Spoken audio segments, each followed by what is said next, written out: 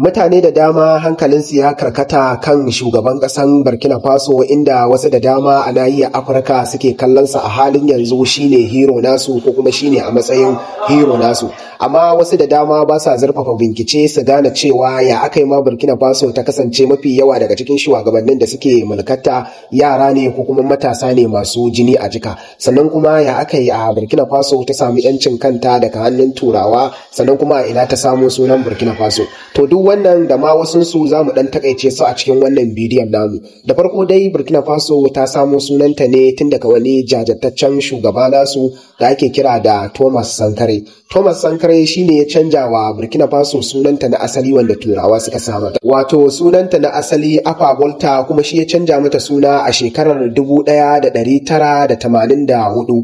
Ya karɓi mulki ne a shekarar 1983 yayin da ya jagoranci juyin juya hali na ƙasar. To tun daga wannan lokacin ya fara mulki har shekarar 1987, lokacin da aka kashe shi sanadiyar juyin mulki shi ma da aka yi masa a wannan lokacin. Amma ya kasance jajirtaccen shugaba ne wanda har a halin yanzu ƙasar Burkina Faso da 'yan ƙasar suna kallon sa a matsayin wani alama ne na 'yancin kai nasu, sannan kuma na haɗuwar ƙabilun ƙasar Burkina Faso. Kamar yadda na gaya muku, Turawa tun asali sun sa mata suna ne Alpha Volta, wanda daga baya a shekarar 1984 ya canja mata suna zuwa Burkina Faso. Ma'anar Burkina Faso abin da yake nufi shine a ƙasan mutanen kirki. An samo sunan ne daga yaruka guda biyu, yaruka na 'yan ƙabilu guda biyu, wato ƙabilar Jula da kuma ƙabilar More. Wato ƙabilar Jula da kuma ƙabilar More ƙabilu ne masu ƙarfin gaske, duk da cewa ba su kaɗai ne ƙabila a ƙasar Burkina Faso ba, amma su ne ƙabila mafi girma a wannan lokacin.